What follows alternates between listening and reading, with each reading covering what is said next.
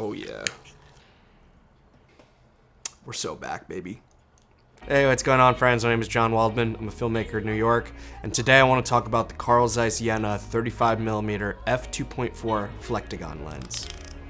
Alright, so I think it's Jena, not Jena. I'm pretty sure Jena is the German pronunciation. Someone let me know if I got that right. I want to talk about this lens as kind of a non-technical review. I'm not gonna go and, do color tests, lens flare tests, see what every f-stop looks like. That is not what today is all about. It just is appreciating what is an amazing gem of a lens, and I think it's a bit of a cult classic.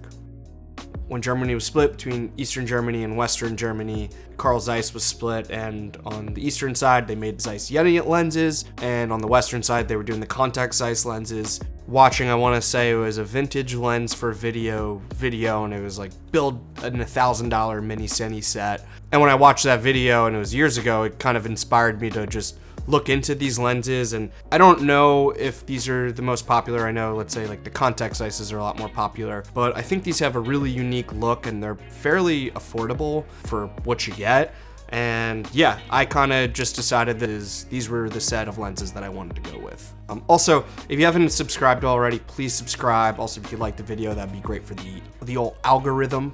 So this was the first Zeiss Jena lens that I picked up. Probably had it for about close to 2 years now. So I have begun to build a set of these Zeiss Jena lenses, and the 35mm is one of my favorites in the set. It was my first lens of this set that I picked up. First thing you'll probably do is you're gonna need an adapter. This is an M42 mount. So I got a Sony E to M42 mount from K&F. Concept is probably like 20 bucks. And I also got this sim mod. I think it's a sim ring. It's basically a follow focus that you could attach yourself. It's very simple. All you need is a caliper. You measure and see how big the lens is, and then you just like put this like little rubber ring and this thing on. Anyways, the sim mod rings are great. I have them for all my Zeiss Jena lenses.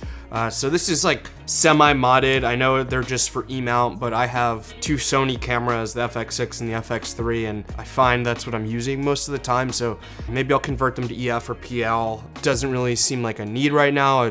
One day I will. I know I have the glass. Then next I put on a step-up ring, 49mm filter.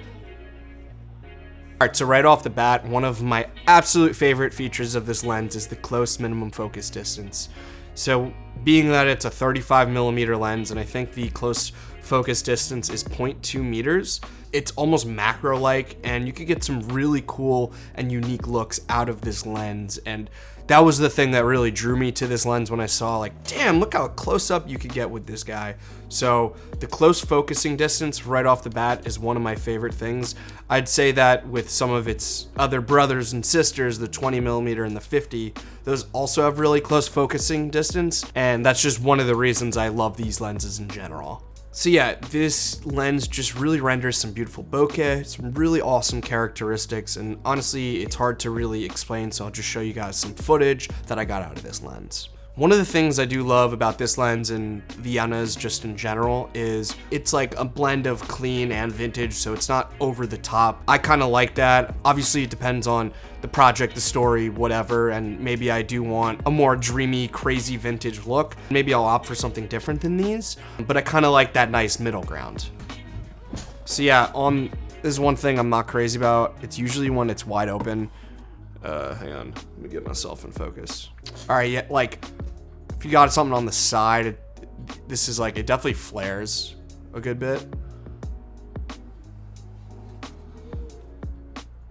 It is kind of cool though, depending on, what you're doing. Again, this is totally not a technical review.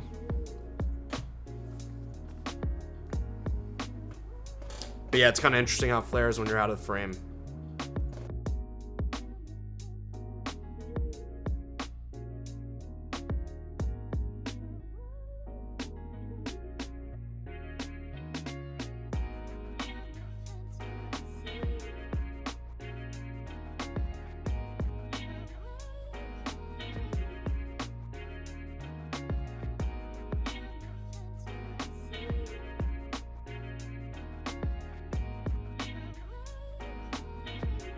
So yeah, another thing is the price was pretty solid. And well, while I know these are definitely getting more expensive than they used to be, just like all vintage lenses are, I want to say I paid around like $350 with shipping. I think it was from overseas.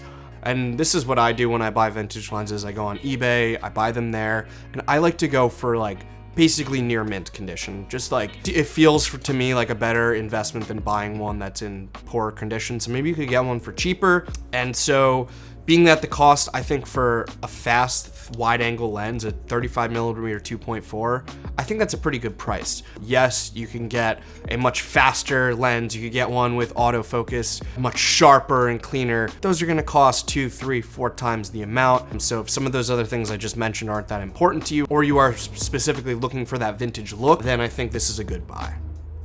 And I could say this about all these Jena lenses, the build quality is fantastic. These are just made of metal.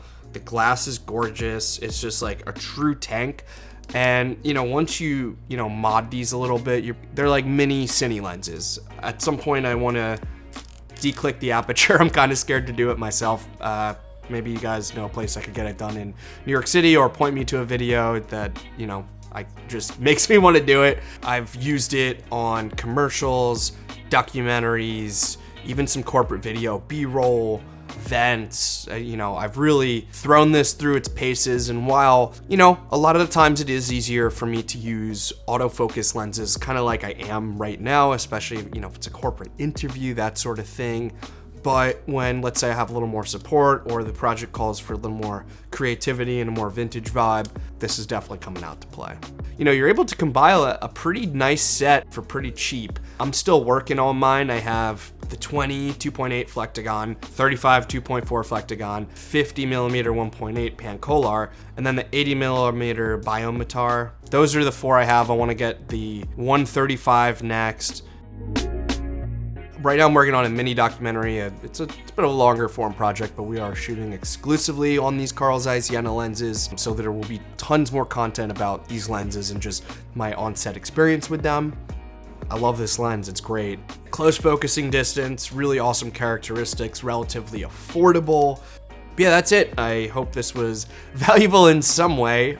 This lens is awesome, I love it. Who knows, maybe I'll keep collecting these, and maybe a decade from now, I'll be happy I saved them in the rehoused. We'll see. Yeah, let me know what you think of this video. Let me know your experiences with the lens. Will you be trying one out? Will you pick one up yourself? Definitely want to get some more discussions going in the comments. Let's keep rocking. Hope you guys have a great week. All right, cheers, homies.